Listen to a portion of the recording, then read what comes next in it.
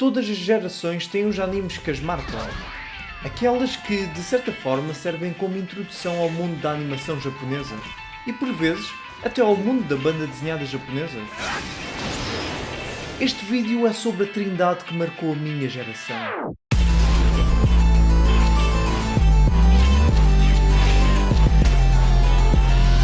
Ok, primeiramente devem estar a pensar, então e o Dragon Ball Z, certo? Esse foi tipo o anime de introdução para tanta gente que nasceu nos anos 90. Então e as Navegantes da Lua também? Bem, se formos por animes de infância, acho que o Doraemon e a Heidi também iriam querer alguma atenção. Todos esses animes já tinham basicamente acabado no Japão quando tinham começado a passar cá. Os 3 animes dos quais venho falar hoje são histórias que fui podendo acompanhar à medida que estavam a ser lançados novos capítulos. Seja em episódios de anime ou capítulos do manga que eram diretamente adaptados para anime alguns meses depois. Acho que quem já passou tempo suficiente na internet repara na diferença entre começar a ver algo que já acabou e acompanhar algo enquanto vai sendo lançado. A especulação online pode-nos sugar horas, à medida que nos vamos submergindo em teorias do que algo significa e do que vai acontecer a seguir. Tendo surgido na altura certa para a especulação online, One Piece, Naruto e Bleach dominaram o discurso em fóruns de manga e anime durante a década de 2000. Em sites de streaming online, não oficiais, estavam sempre no top dos mais vistos ou lidos.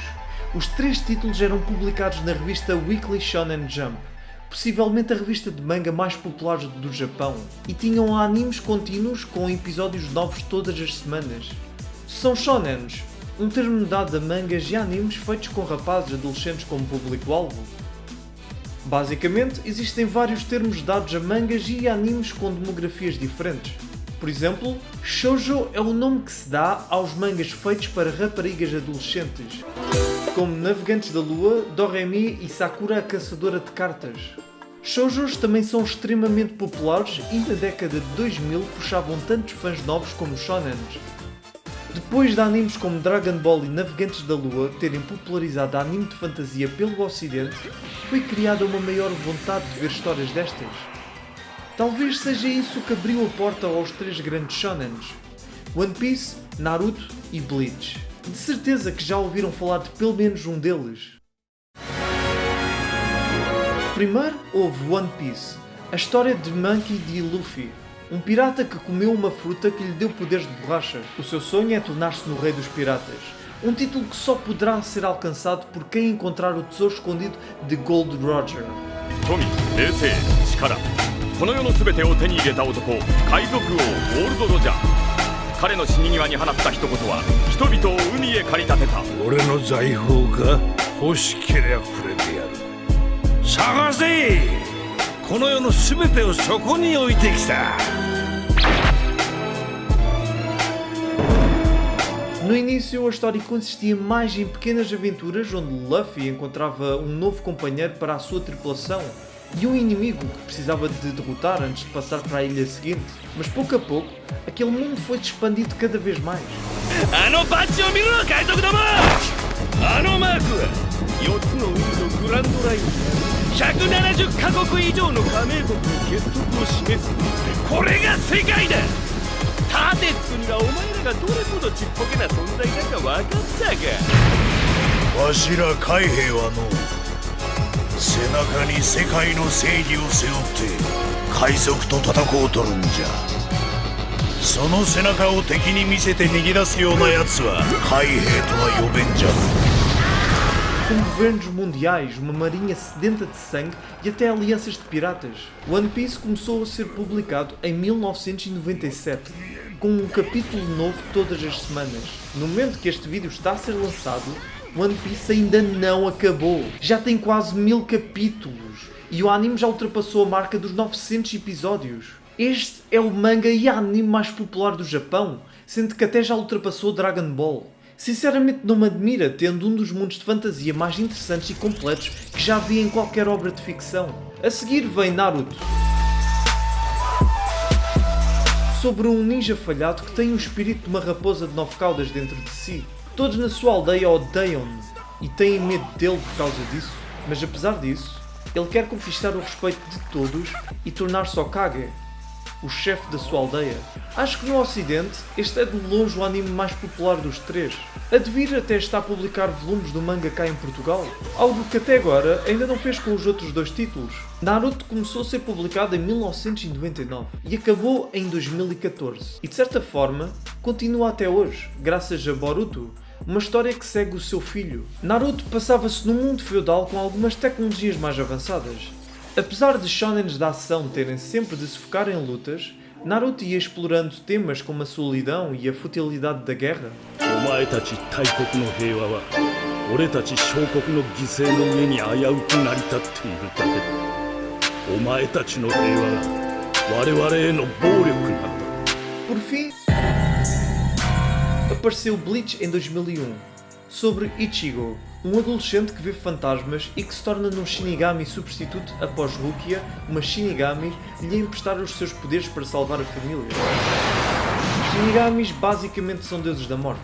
Inicialmente, Bleach focava-se em Ichigo a purificar Hollows, monstros criados quando almas de mortos ficam demasiado tempo no mundo dos humanos, em vez de ascenderem para a Soul Society, que é uma espécie de céu, para onde as almas vão depois da morte. Após algum tempo, Bleach aumentou a escala da sua história, ao mostrar conspirações e guerras civis entre membros da Soul Society. 潰さないようにありの力の加減が難しい。私のこの目に映る最も血に染まる道だけだ。正義は常にそこにある。 O manga de Bleach terminou em 2016, mas o seu anime acabou em 2012, sem adaptar o último arco. Bleach era menos popular do que os outros dois títulos, mas o anime provavelmente era o melhor animado. Também o manga tinha uma arte distinta que lhe dava um tom mais sério.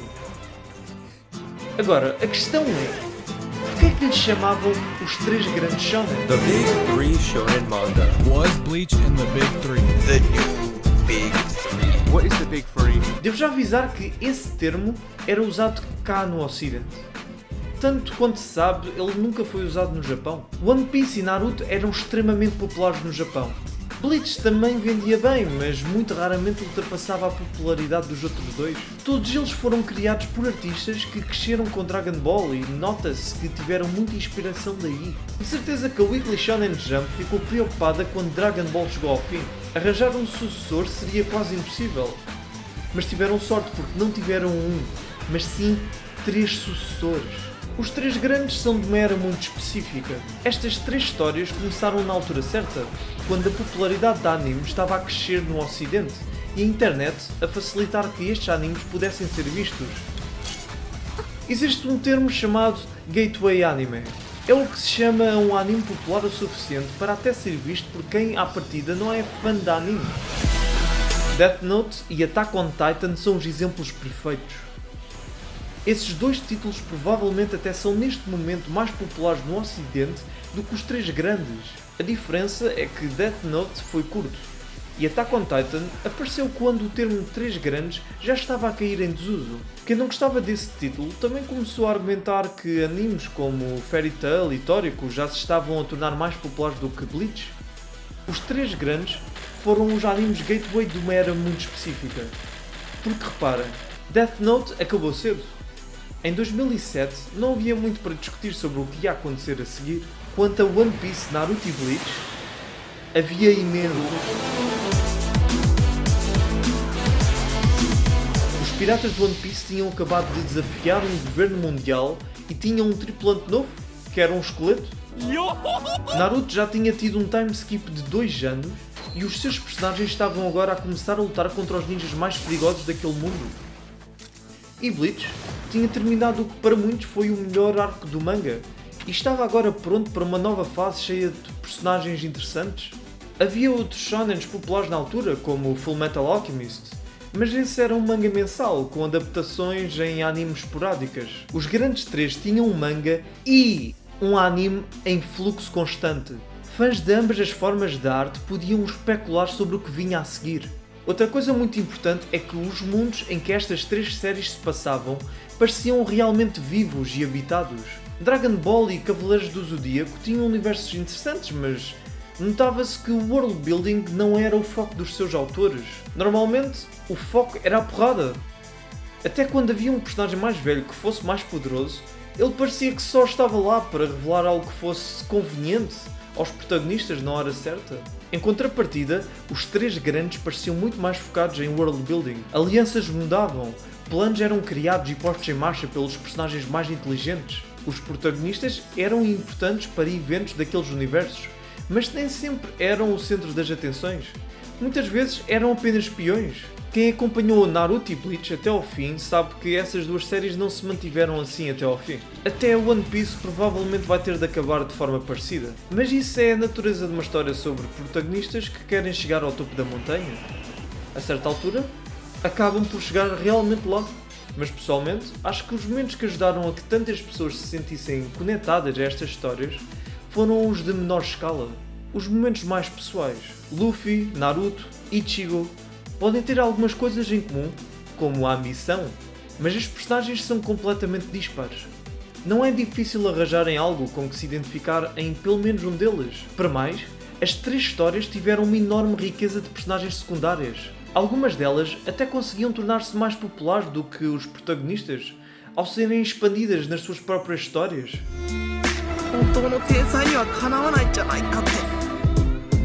Como Rock Lee, um ninja que não consegue praticar ninjutsu.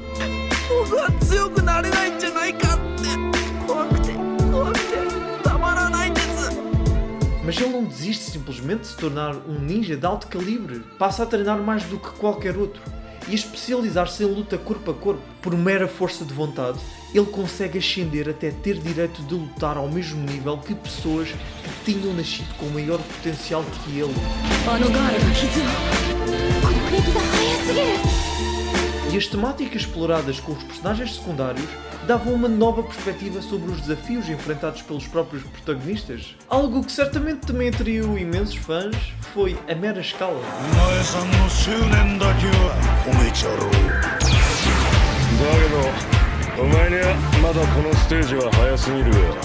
Porque reparem, algumas das franquias mais populares de sempre, Harry Potter e o Senhor dos Anéis, por exemplo, são histórias massivas divididas por capítulos mais pequenos, parte de um universo que parece estender-se muito para além da história principal.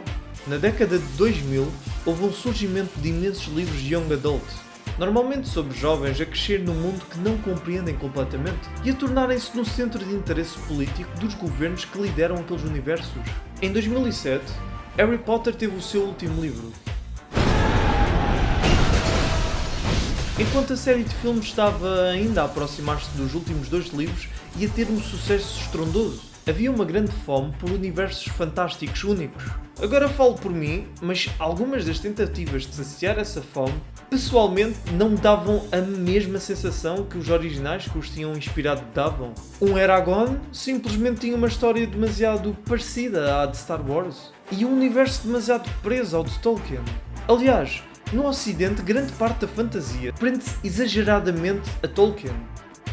É assim, a certa altura uma pessoa meio que fica farta de orcs e elfos, né? O mesmo aconteceu com Harry Potter e Hunger Games. Quantos livros não começaram a aparecer depois, a agarrar na ideia de escolas especializadas ou universos distópicos passados sempre nos Estados Unidos da América?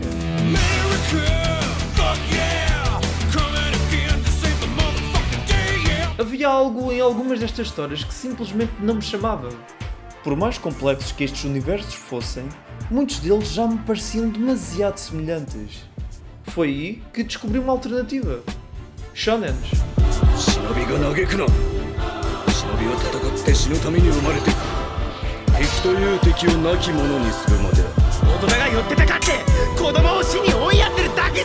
Em vez do velho mundo de fantasia ocidental, inspirado largamente por mitologias nórdicas e cristãs, cá estavam mundos inspirados pelo budismo e mitologias de países asiáticos. Os que pegavam em mitologias mais ocidentais, como One Piece, também tinham um tom completamente diferente de histórias feitas cá, normalmente mostrando mundos com uma lógica muito mais exagerada, livre da lei da gravidade ou de qualquer aproximação à nossa realidade. Eram histórias que realmente só podiam ser contadas pela ilustração ou animação.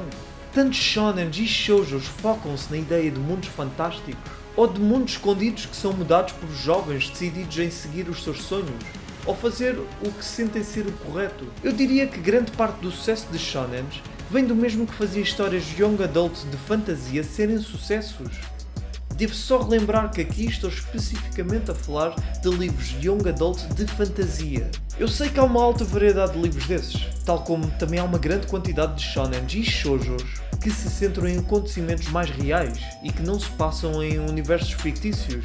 Os livros young adult dos quais estou a falar aqui são especificamente os de fantasia e ficção científica, que por acaso incluem algumas das séries de livros mais populares de sempre.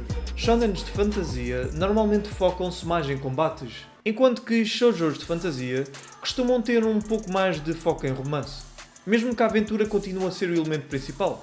Vendo dessa forma, não há assim tantas diferenças com young adult novels. Além disso, shonens e shoujos de fantasia também têm muitas das suas próprias trends e clichês. Eu queixei-me aí atrás de vários livros young adult seguirem conceitos muito parecidos, mas o mesmo aplica-se aos shonens populares. O foco em batalhas faz com que muitos shonens não consigam explorar plenamente alguns dos temas mais complexos que inicialmente prometem explorar. E tantos protagonistas parecem ter sido tirados do mesmo molde de Son Goku. Há algumas narrativas de shonens populares que pessoalmente também me pareceram mais do mesmo. A originalidade não é algo fácil. Por isso é normal que todas as formas de média ou histórias feitas para um certo mercado acabem por ter os seus clichês e títulos mais fracos. Devo enfatizar que shonens e shoujos de fantasia não são mais ou menos variados que livros young adult. Ambos têm algo diferente para dar. O que achei interessante foi mesmo ver outra perspectiva que não se via cá do que podia ser dado dentro do género de fantasia. E até em termos de popularidade, livros young adult e shonens são assim tão diferentes? As demografias a que apontam são a mesma.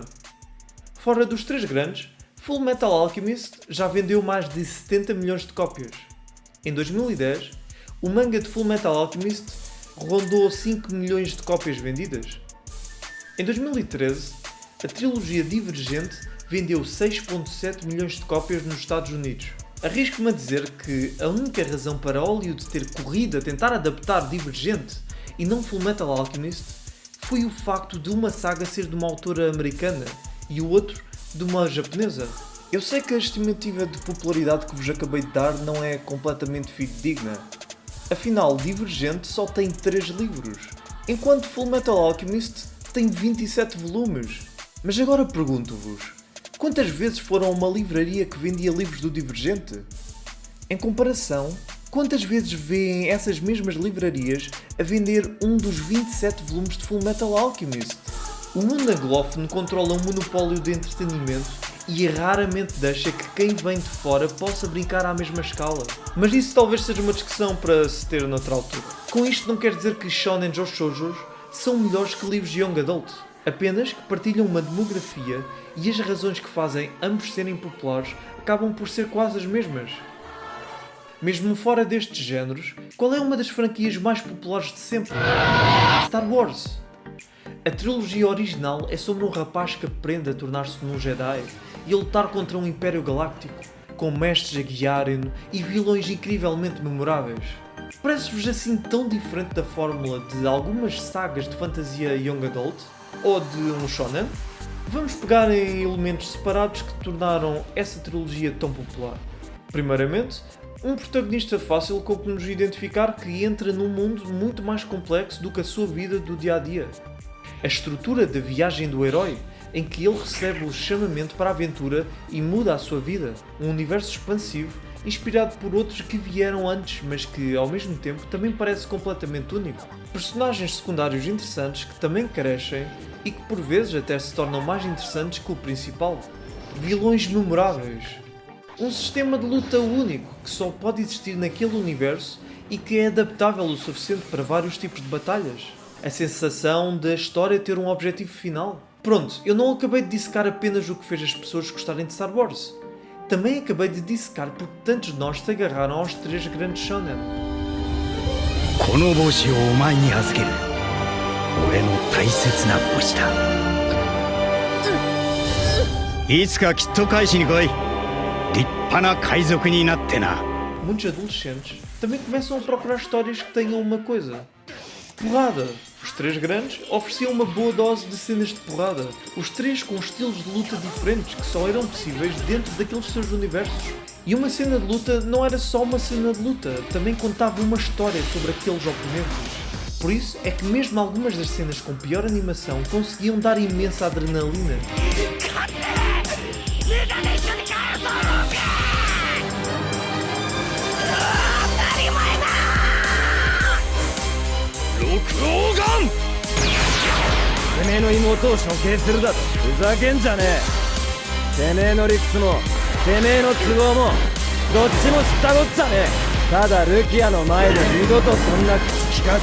A temática da amizade também é expectável em histórias destas, mas acho que os temas que destacam essas três histórias não foram esse.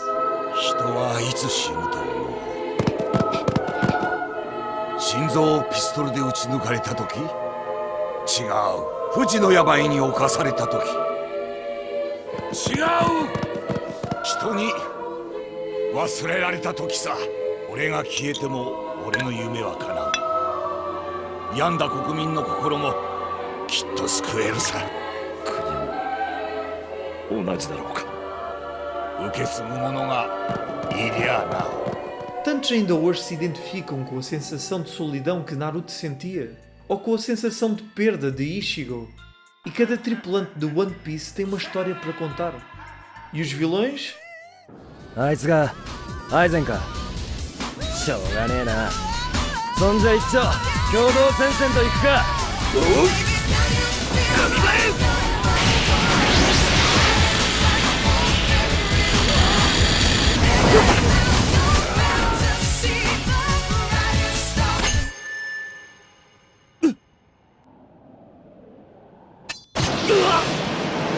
Opa! Os vilões!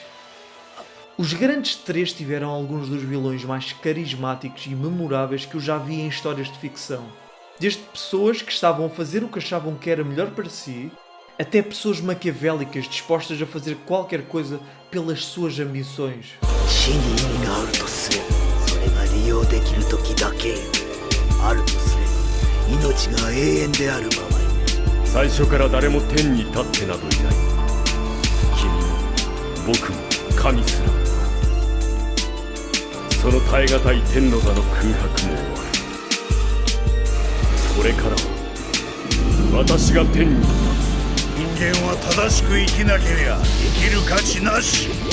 お前らゴロツキどもの海賊なんぞに生きる場所はいらん。 Quase todos os vilões aproveitavam para filosofar e tudo, para questionar a suposta lei natural das coisas. Muitos eram heróis das suas próprias histórias. 海賊が悪、海軍が正義。そんなものはいくらでも塗り替えられてきた。平和を知らねえガキどもと戦争を知らねえガキどもとの価値観は違う。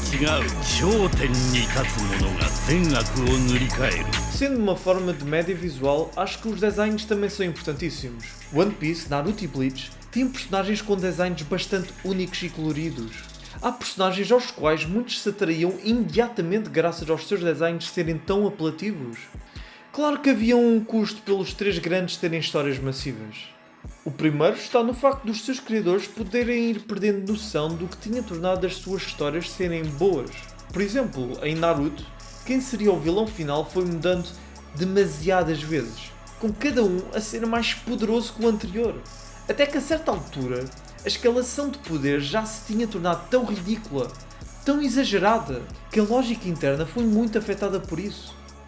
Em Bleach, todos os arcos mais longos seguiam a mesma estrutura do arco da Soul Society, criando uma sensação de repetição. E em One Piece, o seu criador Eiichiro Oda tem tantos conceitos que quer inserir, que nos arcos mais recentes tem tentado inserir demasiadas ideias ao mesmo tempo, de tal forma que a história acaba por ser menos focada, o que muitas vezes enfraquece o impacto emocional que o One Piece tinha quando era mais simples. Para não falar que Oda ficou péssimo a desenhar mulheres. No início, Oda variava no tipo de desenhos que dava às suas personagens femininas. Agora, todas elas tornaram-se ampulhetas e clones umas das outras. Depois, o anime está-se a cagar e ainda faz pior. Parece que foram encher insufláveis. Outro problema surge nos animes. Eles geralmente são fiéis aos mangas que adaptam, retirando painéis diretamente e animando-os. Mas um bom episódio de anime geralmente tem de adaptar mais do que um capítulo de manga. Como não havia pausas, os animes precisaram de arranjar formas de circundar esse problema, como fillers. Fillers são episódios que não adicionam nada à história principal. Muitos fillers tentam fingir que são importantes ao se inserirem em arcos principais. Por exemplo, há uma saga do One Piece em que a tripulação foi parar a uma ilha das nuvens. Quando essa saga terminou no manga, a saga seguinte começou imediatamente. Mas no anime, a tripulação aterra numa base da marinha. A história passa então 11 episódios com os personagens a tentarem escapar de lá, sem serem apanhados. Este filler funcionou porque foi legitimamente engraçado.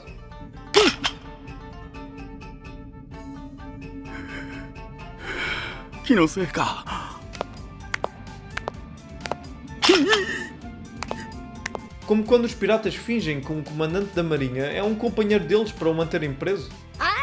ウソップやゾロと一緒に牢屋にいたやつだ。いやー、カンドリアーノよく脱出できたな。お元気そうで。 Mas depois há casos como o de Naruto. Após a parte 1 do manga ter terminado com um evento que mudou a trajetória da história, os personagens foram imediatamente para um treino que durou cerca de 2 anos. Após o confronto que mudou a história, o anime não deixou os personagens irem logo para esse treino. Em vez disso, passou 76 episódios em fillers, até eles finalmente tomarem a decisão que deviam ter tomado muito antes. Contando com alguns episódios filler anteriores, cerca de 41% do anime original de Naruto é filler. Bleach tem um caso ainda mais estranho porque, a certa altura, os fillers pararam de tentar inserir-se dentro da continuidade do anime.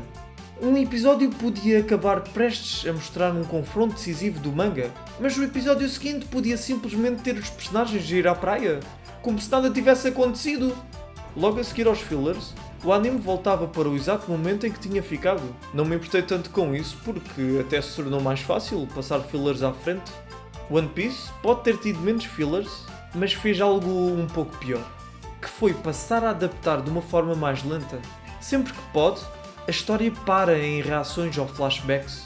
O mais ridículo foi um episódio lançado há alguns meses atrás que só adaptou 2 páginas. Encheram o resto com flashbacks a eventos que já tínhamos visto. Shonens modernos já não têm tido este problema, porque em vez de terem 50 episódios por ano, passaram a apostar numa estrutura de temporadas. Assim, só precisam de lançar cerca de 25 episódios por ano. Podem adaptar o manga sem fillers e, em geral, conseguem ter uma maior consistência em qualidade de animação. Então, agora a questão é, o que aconteceu aos grandes 3? Foram substituídos? Bem, nada é eterno. Naruto e Bleach acabaram, enquanto One Piece continua em força, mantendo a mesma popularidade que tinha antes. Tantos shonens novos começaram entretanto. Nanatsu no Taizai veio e o seu manga já acabou. Boku no Hero parece neste momento ser o título novo da Shonen Jump mais popular do ocidente. E até houve mangas como Magi que, por momentos, teve bastante atenção na internet. Isto para não falar que Promised Neverland e Demon Slayer ascenderam bem depressa em popularidade também. One Piece continua a sair e a história continua a ir revelando novas facetas daquele mundo. Naruto continua por Boruto, que apesar de ter um tom bem diferente do seu antecessor, também tem imensos fãs. Até Bleach, que parecia estar esquecido. さあ絶望してくれるなよ Vai ter um novo anime que vai adaptar o seu arco final. Para não falar que o seu criador, Taito Kubo, planeia lançar um manga semanal na Jump chamado Banzai-Witch. que se passa no setor ocidental da Soul Society. Ou seja, o universo de Bleach vai continuar. Então, quais são os novos 3 grandes? Bem, acho que não existem 3 novos grandes shonen, tal como também não houve um novo Dragon Ball. Aliás, Dragon Ball nem foi o primeiro grande anime a popularizar-se na Europa. Se formos para fora de shonens e shoujos, havia Heidi e Marco. Fora do Japão, também não temos completamente noção da importância de clássicos mais antigos, como Astro Boy, Gundam ou Lady Oscar. Diferentes eras de anime e manga trazem diferentes títulos e fandoms.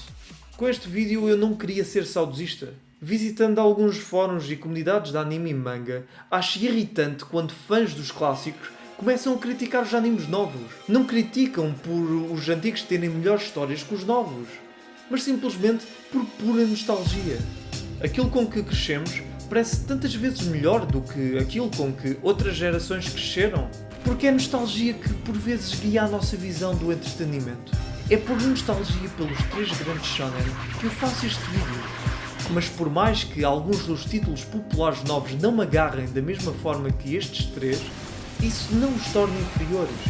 Shonens são feitos para adolescentes. É normal que cada geração tenha os seus favoritos. Os 3 grandes não são os 3 melhores mangas de todos os tempos, nem os 3 melhores shonen de todos os tempos.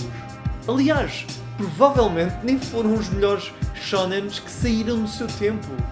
Mas para mim, e para tantos outros, serviram como uma introdução para explorar o mundo da animação e até da banda desenhada japonesa. Graças a isso, conheci tantas outras histórias, umas mais maduras e realistas, outras muito mais estranhas e bizarras. A era dos 3 grandes shonen já acabou. Nunca houve uma era assim, nem haverá outra igual. Mas não faz mal. Cada geração de anime ou manga terá o seu próprio fenómeno.